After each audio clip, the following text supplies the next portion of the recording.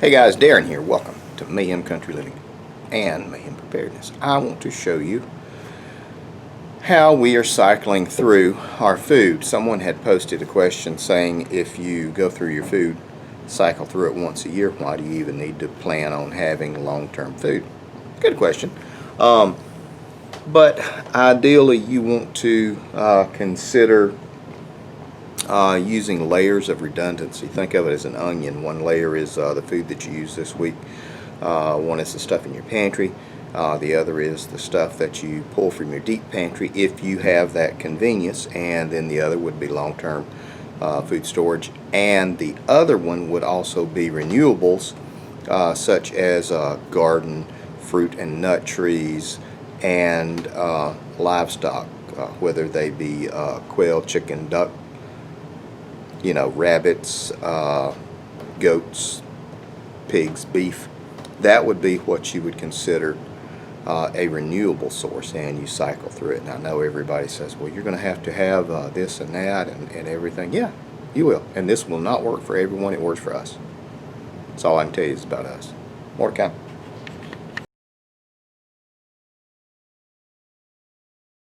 Okay, guys, now we're back. And look who is here. Look at this beautiful woman. Excuse me, ma'am. Excuse me, lady on the street, who I know nothing about. Yes, I want that. That actually was a container that we used to swap out some of our cornmeal from our storage because we recently purchased new stuff. Now, what would we use as our first layer in our pantry? Well, it's going to be a refrigerator. And that, you can see we just have regular everyday stuff in the refrigerator. Meats, cheeses, we do a lot of keto. And then we have spices that we commonly use up here. So you can see that we have some stuff. Need to set that out. For regular everyday uses. Now, that would be our first layer of things that we use. We pull from down below, we bring it up here, we use this, we cycle through it. Now, we also have a small pantry up here that we use. That's not straight. That is not straight, she says. But this is the kind of stuff that we use, we would use through a 2 or 3 day period, as well as baking supplies and stuff like that. I'll pull this guy out. And we would fill these sections up from below. That would allow us to cycle through everything and stay within our best use date, not expiration dates, because there's no such thing as those. More kind of. Okay guys, now we're downstairs to where we keep, well, I've shown you this before. I'll just pan. It's always a work in progress. You'll see some areas are pushed back. That's areas that we have drawn from, and I have my wife do that when I'm gone, so I can see what we need to use to replenish everything. So the holes in it are purposeful. Now, one of the things that somebody was talking about in one of the chat rooms or groups on Facebook was how do you store your meats and your fats for long-term storage. Well, that's not terribly hard. One of the things you would do is do canned meats, including the canned chicken, canned beef, salmon, tuna, sardines, other processed canned meats, as well as good quality fats. The extra virgin olive oil is a really good choice. Ghee, the coconut oil is also something you can really use. Some of the ancient grains are really good to use. And then, in addition to all of this, you have your freezer. And people say, you can't have a freezer for long-term food storage. Of course you can. Stupid not to. We have one freezer. We used to have 2, and we'll have 2 again very soon. But you just plan and prepare for a power source with enough fuel. So I have 100 gallons of gas, so I can run my deep freezer 2 or 3 hours a day for a very, very long time off of 100 gallons of gas, and that will keep us in beef, and I'm talking sides of beef, because you have a freezer full of beef and bacon or hams and stuff like that. That goes a long way. Now, something else that you would want to consider as far as long-term protein storage. You can do the beans. Yeah, you can do that, but you can also dry cure a lot of hams and smoke a lot of meats as well. If you have access to fish where you can smoke and preserve them, you can do that. That goes along with the 250 pounds of salt that we have right there for salting and storing and preserving. The majority of your foods for long-term food storage honestly will come from carbs at some point. So you want to, again, make sure that you have the foods that you like and you have them stored. The whole time you are doing all of this, you would want to plan and situate yourself to where you can have a renewable source of protein and nutrients, that being from a garden, vegetables, herbs, foraging, as well as livestock. So that would go into, kind of like your medium to long-term food storage. More to come.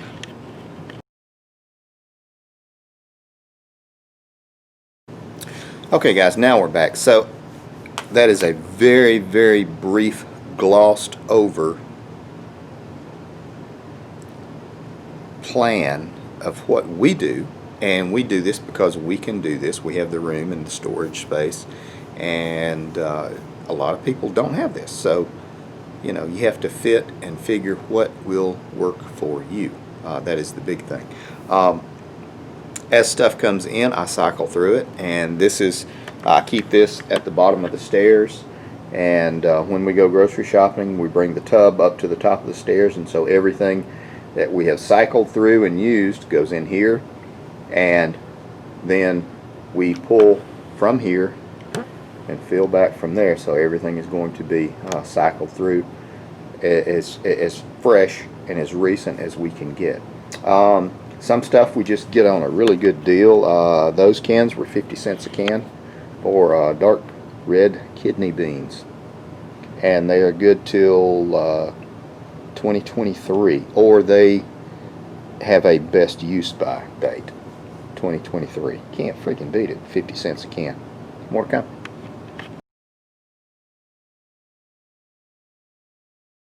And lastly, guys, you're going to get into your long-term food storage, which is going to be your freeze-dried, dehydrated stuff that is packed in Mylar bags, and that's good for 25 years, that you can pull from if you needed to. Would it be ideal and nutritious? Less than ideal, not as nutritious as it would be if it was fresh or shorter term. That would let you go into looking at storing vitamins and supplements, stuff like that, or growing healthy, nutrient-dense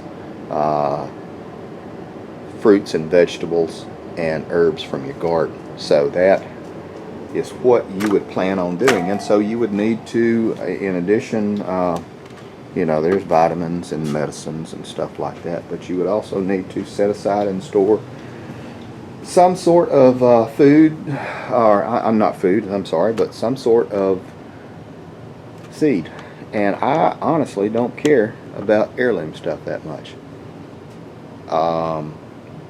There's something to be said for hybrids. You get what is called a hybrid vigor. So if you were really hungry that first year you planted hybrid seeds, they would come up and do like gangbusters. They do not grow true to type after the first planting, so you can save seeds and it will come up as either the mother or the father. Honestly, if you're hungry, it doesn't matter. More to come. Okay guys, now we're back.